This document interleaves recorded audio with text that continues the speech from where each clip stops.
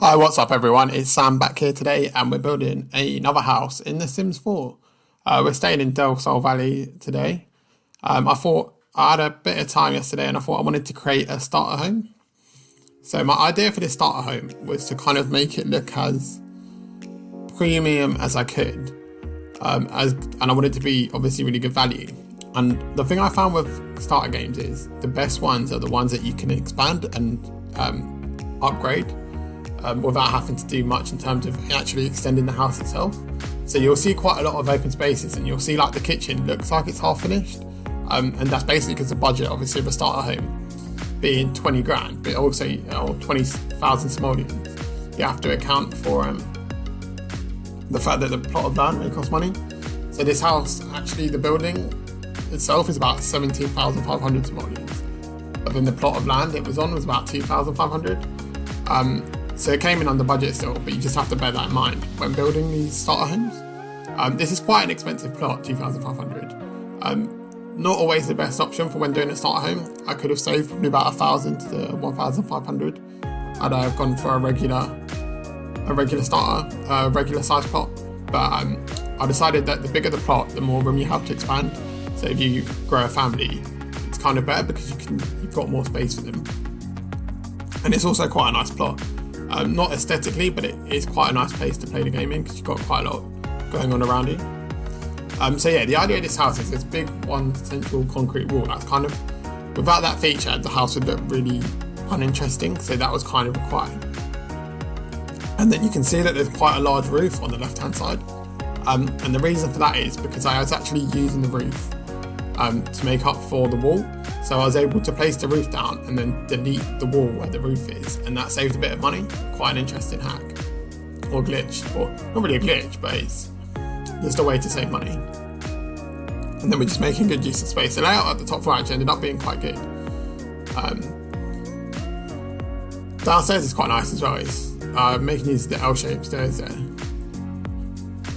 You will see the furniture, the decorations, it's all very basic because obviously it is a starter home, but there are 2 bedrooms and there's a lot of space. As I say, you will be able to grow your family into it, which is not really nice. Yeah, I would say like if you had more money you could change the doors. I also wanted to keep this house base game only, so had I had access to the pack Eco Lifestyle, I definitely could have saved some money with the windows and the doors, as there's a lot of doors and windows that came with that pack that are really good value, and they look basically identical to the ones I've used, which would have been more ideal. But unfortunately, as it was, that couldn't be the case. The other thing I did that not everyone would probably be a fan of, but it's definitely something you can change later on, is I used the polished the concrete floor. Using the eyedrop tool, I've copied the floor that you see on the foundation. That just meant because that floor doesn't cost anything to place, so it was a nice easy way to do it. You also see them 2 archways in the bedrooms that were built. I do delete them later on just because I didn't quite need the space at the time to fit everything I needed in the house, but I would recommend once you have a bit more money, once your Sims have made a bit more money, that you can actually use that space in the way you've seen. And it probably is quite a nice space, especially if you want somewhere to put like a wardrobe or something. So that space is definitely there, but I just got rid of it for the sake of budget because it just wasn't really necessary.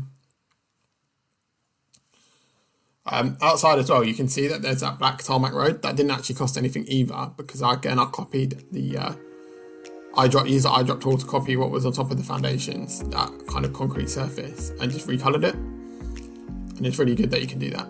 I also got rid of that balcony as it just isn't needed, and again I needed to save money because there was other things I wanted to put in the house, so that's why we done that. If you're wondering why that toilet is green, I just thought it was funny. I don't think it's going to be to anyone's really taste, but it's green, why not?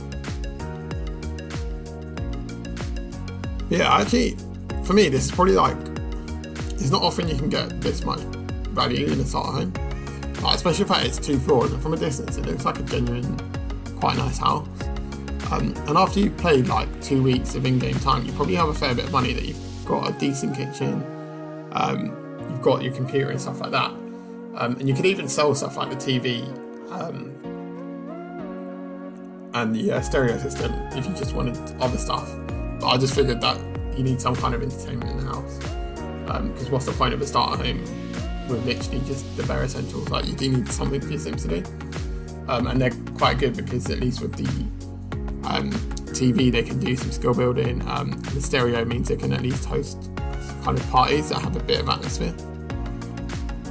We also have a carport off to the side there. For me, it was really important to fit that in, not because obviously cars are used in this game, but what I'd recommend doing if you download the house is actually delete the car in the port, and that kind of frees up like another 250 to 300 simoleons.